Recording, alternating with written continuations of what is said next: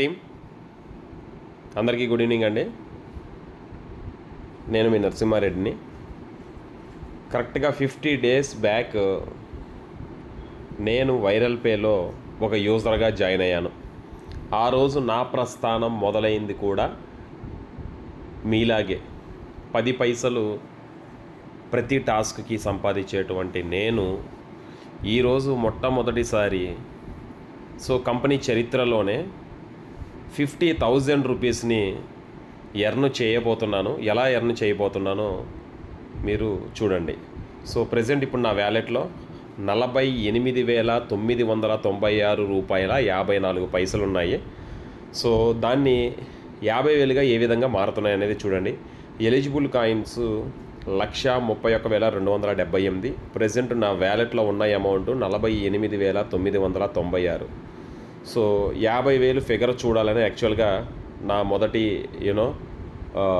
సక్సెస్గా నేను భావిస్తున్నాను.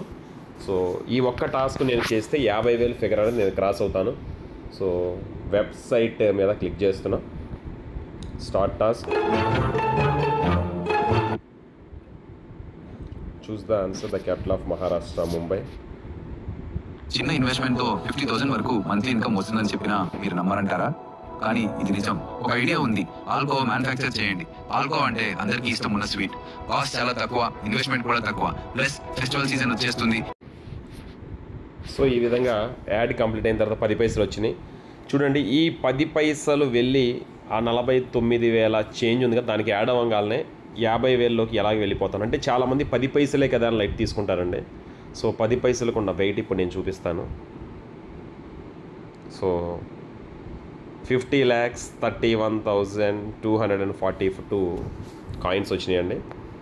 చూడండి, నా అమౌంట్ 50,312 రూపీస్. కన్సిస్టెన్సీగా పనిచేస్తే, ఒకే దాని మీద ఫోకస్ చేస్తే సక్సెస్ అనేది ఆటోమేటిక్గా వచ్చి మనల్ని టచ్ చేస్తుంది. మనం సక్సెస్ వెనకమాల పరిగెత్తాల్సిన అవసరం లేదు.